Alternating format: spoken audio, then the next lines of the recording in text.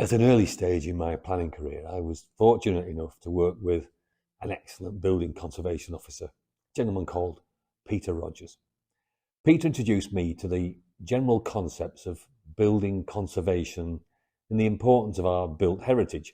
Crucially, Peter helped me better understand those parts of the built heritage that planners ought to know about. I thought it might be useful to pass on some of the insights and my own experience gained over my career. I stress, this is my version of built heritage for planners. I'm neither a building conservation expert or heritage architect. The plan here is to break this video into an assessment of the key components of the buildings around us, essentially focusing on windows, doors, walls, and roofs. I'm thinking here about the key features we see and how the style and appearance of these has changed over time, and indeed how different they are across parts of the UK, raising the question, why is that the case? And then I'll finish off with a few thoughts for those in practice as planners or architects on how we might start to date the buildings using the information we have managed to gather up. I will largely be talking here about sash windows. The images here show the components of a typical sash window and the various means of opening. Additionally, also a helpful crib sheet for the different types of glazing bars you will see used in window construction. As a rule, and discussed later, you will see the earliest glazing bars were thicker and made from oak. This is because glass was thicker.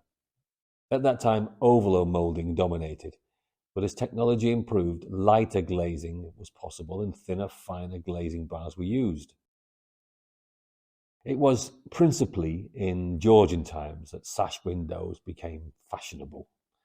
Typically 6/6 panes, as you can see on the images to the left, often without horns. These are normally single hung sashes, that means only the bottom sash moves. We'll see later how at this time you would often see the windows on upper floors were smaller than those on the main house. By Victorian times, larger glass panels were available, and this led to a reduction in the number of glazing bars.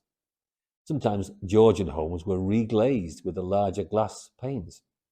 The increased weight of the glass from these larger panes led to the use of horns. These are the downward-facing timber protrusions at the either side of the central bar. As with the rest of Edwardian buildings, the windows were designed with a greater emphasis on style and elegance, with additional intricate detailing. By the early 1900s, casement windows hinged to the side were also more popular and often filled with coloured glass. Following on from the bay windows of the late Victorian era and the Building Act from 1894, Edwardian square bay windows were notably different from the canted Victorian bays. And now for a few failed replacements.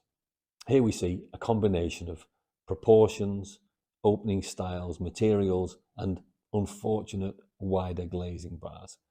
Combine this with poor quality build techniques and we find that modern windows designed to copy original sashes often lead to some dreadful windows. Whether in these new build houses pretending to be pseudo-historic homes, or worse still, restoration projects on traditional properties, these are true building failures. And as you might guess, I'm not a fan. Just by way of an interesting aside, you'll sometimes see windows filled in within older properties, or worse still, pretending to be filled in windows in modern homes. The window tax, dating from 1696, is to blame for this. Intended at the time to be a progressive tax, the plan was that houses with fewer windows would pay less tax. In theory, poorer people lived in smaller homes with fewer windows. That general principle worked well in rural areas, but not so much the urban poor who lived in larger tenement buildings. In those cases, to pay less tax, their landlords boarded up the windows. That left inadequate ventilation and natural lighting, and ultimately led to epidemics of typhus, smallpox, and cholera. After considerable political pressure and public outcry, the tax was finally repealed in 1851, over 150 years later. Just a snapshot of the way doors have changed over the last 200 years. In Georgian times, doors were larger, thicker, and comprised of 4 or 6 panels. Authentically, they would be painted either black or white, and as with the two images to the left, would have fan lights because these doors did not have windows. Victorian doors, by contrast, were often four-panelled and more elaborate. Glass started to be used and was stained, taking on the designs of William Morris, for example. Then in Edwardian times, it was common to find horizontal panelling with raised mouldings, intended to deepen the appearance of the door. As with at least one of the images on the right here, the top half of the door would be glazed with Art Nouveau or Neo-Georgian designs. Continuing the whistle-stop tour through building conservation and heritage matters for planners, we come to walls and roofs. The obvious question being, why were building materials across the country so different in the past? One of the books I refer to at the end of this video is The Pattern of English Building by Alec Clifton Taylor.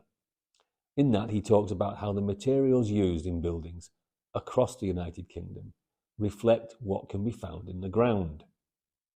This also obviously reflected the limited accessibility and movement of people for generations. Inevitably, over time, this changed. The improved movement from the railways changed everything.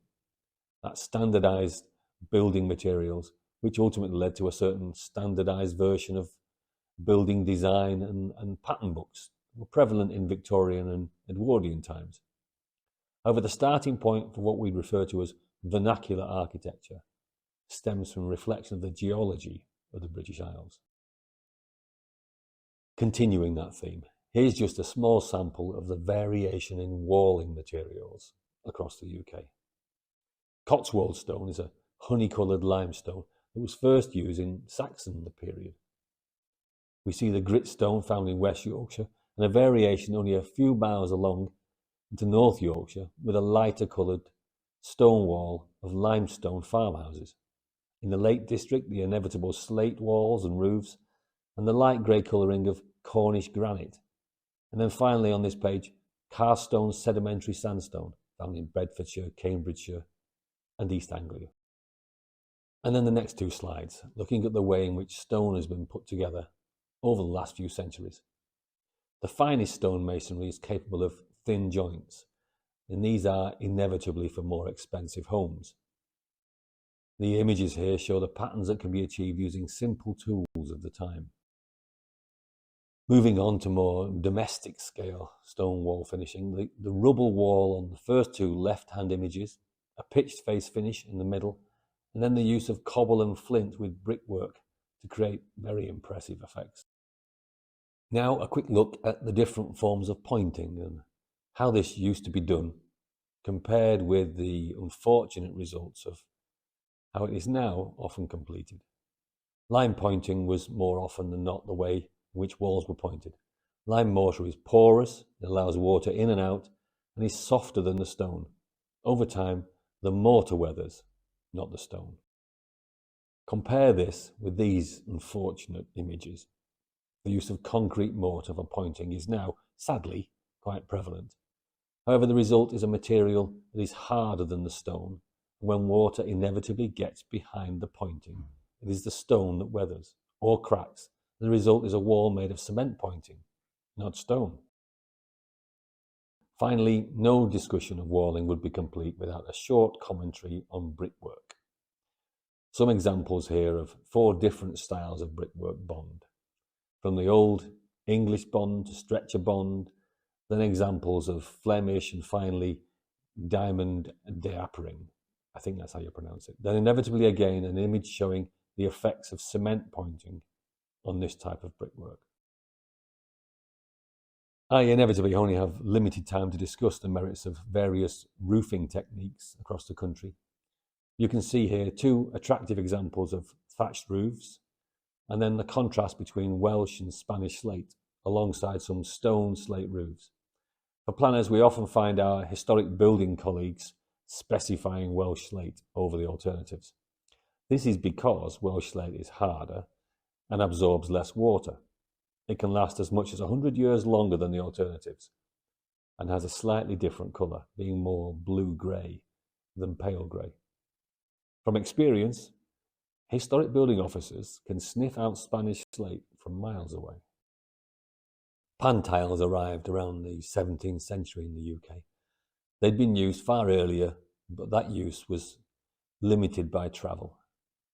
From left to right, the images here show a typical non-interlocking clay pan tile, then the Gaelic pan tile, which is a very slight variation in design, then the interlocking clay pan tile and its pre-weathered version on the bottom row. I personally have no issue with interlocking clay pan tiles. However, the pre-weathered version is quite unfortunate and creates an unnatural weathered appearance, which is particularly obvious on larger expanses of roof. Now, just for some fun, a few thoughts on how to date properties across Georgian, Victorian and Edwardian times. Georgian times dating from 1714 to 1830, it was common to find townhouses arranged over 3 or 4 stories. As I mentioned earlier, sash windows would only have smaller panes with the taller windows on the first 2 floors and smaller windows for staff on the top floors. The houses would have symmetrical, flat exteriors and a balanced interior layout.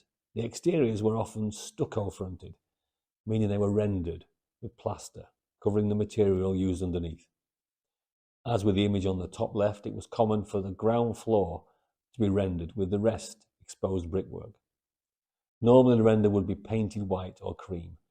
The higher density of Georgian townhouses meant that they were built around garden squares because the houses had only small garden areas. The Victorian era from 1837 to 1901 displayed some quite sharp contrast with the earlier period. Houses would have coloured brickwork, higher pitched roofs, more ornate decoration of their projecting gables. It was common to find a brickwork porch, a front door to the side of the facade, a narrow hallway and stained glass windows. As I mentioned earlier, bay windows became a feature. It was common to find a fireplace in every room, along with floral wallpaper and tiled hallways. The elaborate nature of the house designs reflected the wealth of the owner and those that were coming into money over these years. The Edwardian period of building was quite short. There is, however, still a contrast with Victorian domestic architecture.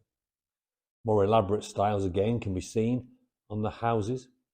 Wooden framed porches and red brickwork dominate, along with hung tiles and special brick patterns. Mock Tudor cladding and timber effects can be found at the top of the house, and internally hallways were wider with wooden floors and brighter rooms. I'm only too conscious that I skipped through a couple of centuries of building in a relatively short YouTube video. I would encourage you to pick up Alec Clifton Taylor's book concerning the pattern of English building if you would like to gain a better understanding of how it is that the geology of the British Isles so heavily influenced our vernacular architecture. I would also suggest that you have any interest at all in vernacular architecture, traditional buildings or the timber buildings of Britain, you need to buy at least one of the books by R.W. Brunskill. I've owned, lost and owned again the book on vernacular architecture, which contains a number of excellent sketches that explain plan form, window designs and a whole range of other building techniques. I've also included a YouTube clip here, a video from Alec Clifton Taylor's Wandering Around Warwick. It is fabulously dated and 40 minutes of absolute joy, if you like that kind of thing. You'll find other videos by Taylor on the same YouTube. I do hope you enjoyed this slight canter through building conservation issues for planners. It started out as a CPD talk I gave to junior colleagues within my practice a year or two back, but I thought it might prove interesting. If you did enjoy it, or any of the videos on this channel, do please like and subscribe. Thank you.